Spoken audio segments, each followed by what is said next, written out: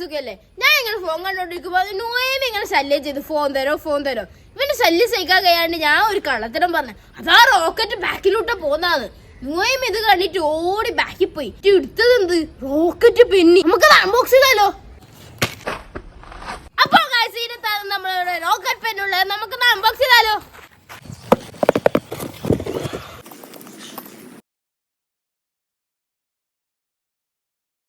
അപ്പോൾ ഗൈസ് ഇതാണ് നമ്മുടെ റോക്കറ്റ് പെന്ന്. കണ്ടോ, നല്ല ഗ്രീൻ കളർ ഒറ്റ റോക്കറ്റ് പെന്നാണ് നമുക്ക് കിട്ടിയിട്ടുള്ളത്. ഇതിന്റെ വില ഏകദേശം 200 രൂപക്കുള്ളിലാണ് കേട്ടോ.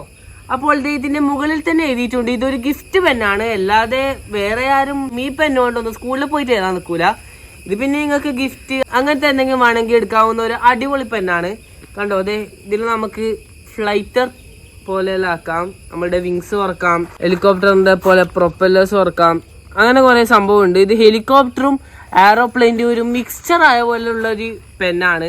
അതുപോലത്തെ ഒരു ഡിസൈനിലാണ് നമുക്ക് കിട്ടിയിട്ടുള്ളത്. പിന്നെ ഇതിന്റെ ടയേഴ്സ് തുറക്കാം.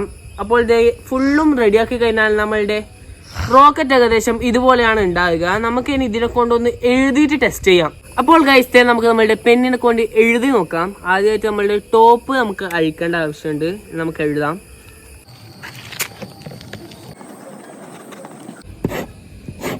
അപ്പോൾ ഗൈസ് നിങ്ങൾക്ക് കണ്ടപ്പോൾ തന്നെ മനസ്സിലായിട്ടുണ്ടാകും ആകെ ഈ പെന്നിന്റെ പ്രോബ്ലം എന്ന് പറയുന്നത് ഇതിന്റെ ആ തിക്നെസ് തന്നെയാണ്. അത് ഇതിന് കൊടുക്കേണ്ട ഡിസൈൻ കൊണ്ട് ഉണ്ടാകുന്ന ചെറിയൊരു പ്രശ്നമാണ്. പിന്നെ ഇങ്കിന്റെ കാര്യവും എഴുത്തിന്റെ സ്മൂത്ത്നെസിന്റെ കാര്യമൊക്കെ പറഞ്ഞാൽ അതൊക്കെ അടിപൊളി തന്നെയാണ്. പിന്നെ ഇതിന്റെ ഇങ്കിന്റെ കാര്യം പറയാൻ വിട്ടു, ഇതൊരു ജെൽ പെന്നാണ്. അതുകൊണ്ട് തന്നെ അടിപൊളി ഇങ്കും പെന്നും എല്ലാമാണ്, ജസ്റ്റ് ഒരു തിക്നെസ്സിന്റെ പ്രോബ്ലം. അപ്പോൾ ഗൈസ് ഇതാണ് നമ്മുടെ പെന്നിന്റെ വിശേഷങ്ങൾ. ഞാൻ ഇത് വാങ്ങാനുള്ള ലിങ്ക് ഡിസ്ക്രിപ്ഷൻ ബോക്സിൽ ഇടുന്നതായിരിക്കും.